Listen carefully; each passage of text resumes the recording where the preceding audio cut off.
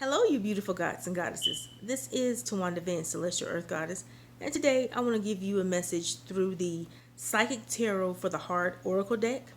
Now, Oracle decks work very similar to the traditional tarot, and in the sense that they usually have mean the same thing. They just have different words, and for some Oracle cards, like the messages are right on the card, and they tend to be what I would consider more self-explanatory. Now, the overall theme of this particular reading is Blossom, which is Major Arcana card 20. Now, anytime you see the black border, that's always a Major Arcana in this deck. Now, in the traditional tarot, it would be Judgment. Now, the way Judgment works is instead of you being accusatory and hard on yourself, it's about having a fair assessment of who you are in the situation you're going through. Now, the whole point of this particular message is for you to blossom into who you truly are. Now, at the beginning of the reading, we have emotion card number 7, which is daydreams and decisions. Now, of course, the green border that represents emotions, which would be cups in traditional tarot. So this would be the 7 of Cups. And usually the way the 7 of Cups looks is there's literally 7 cups, and each cup has something very specific in it. And it's a person usually standing in front of them. Now, the cups could have something that you would want or something that you don't want. So mainly it's about making the right decision, thinking things through. And as you see, it says daydreams and decisions. In this case, it's basically saying tap into, that right brain feminine energy, like your intuition, your psychic abilities, any empathic thoughts. Daydreams would be your imagination. So tap into your imagination and truly see what your options are. And go within and imagine what the outcome would be for each option. And depending on what that is, you would make the right decision. Now, the next card, which is the Indigo Border, which to me looks more blue than indigo, but anyway, it's dealing with the mental. So that would be sword energy. And this card is the 3 of Swords. And in the traditional tarot, it's literally a heart stabbed with 3 swords. So you can't get no plainer than that. It's about heartbreak. Well, in this case, it's about sadness and isolation.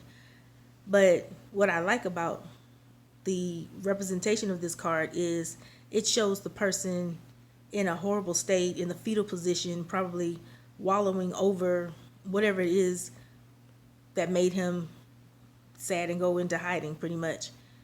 But it also shows at the top the person coming out of it. So it's a progression. So it actually feeds off of the first card where he went within and truly acknowledged his feelings, and then and once he acknowledged his feelings and cleared himself of that anguish, he was able to find a solution and he became the better for it. Now, if you notice, there's this gold rim at the top going from the front to back. And it looks like to me that it's connected to the heart. So this is my interpretation of this is the heart and the mind are working on one accord to come up with a proper solution in order to make sure this person reaches their happy place. And once they've reached their happy place, now they're able to flow, which is the next card. That is Major Arcana 10, which in traditional tarot is the Wheel of Fortune. I would say Wheel of Fortune is pretty self-explanatory. This person is coming into his own, and because he did the work and because he went through the proper steps and healed, now he's able to receive his reward of abundance. In this case, it's probably some type of love relationship. Now, love does not have to be about romantic relationships. It could be any kind of relationship where there's a deep love between two people. So, and as you can see, this person has his hand in water, which most of us know represents emotions, and then his other hand over his heart. So I see this as him tapping into the river of emotions, so to speak, and receiving the positive energy, and it's going to his heart. Now you also see in the background, it looks kind of like a sun. It's the colors of the sun, the orange and yellow. So I would say this plays off of the solar plexus and heart chakra, kind of like how it is in the three of mental card number 3. So this person is receiving more nutrients and being nurtured and continuing to take care of themselves. And because they do that, they reach the desired outcome, which is blossoming. And as you can see, it looks like a ball. It looks like she's holding the sun in her hand, and as it goes around her, the end of it is plants.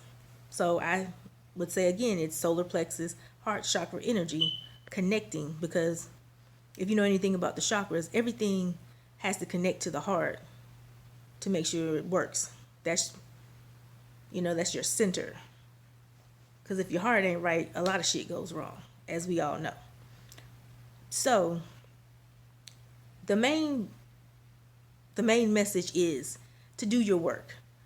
Actually have the courage to go within and embrace the emotions that are causing you this pain and anguish. Don't hold on to the situation. Learn from the situation and then become even better than you was before you got into it. Because that's the whole point of any relationship, is to learn. Some relationships last a long time, some of them don't. Some of them aren't always the best, and some of them are good and they just end. Whatever kind of relationship you had, it's still something you can learn from and be better because of it. Always be better, never be bitter. In order for that to happen, you have to actually deal with the feelings that are attached to that situation, so you can then detach and then move on to bigger and better things. So I hope this message can help you in whatever situation you're in, help you understand that you just need to do the work so you can blossom.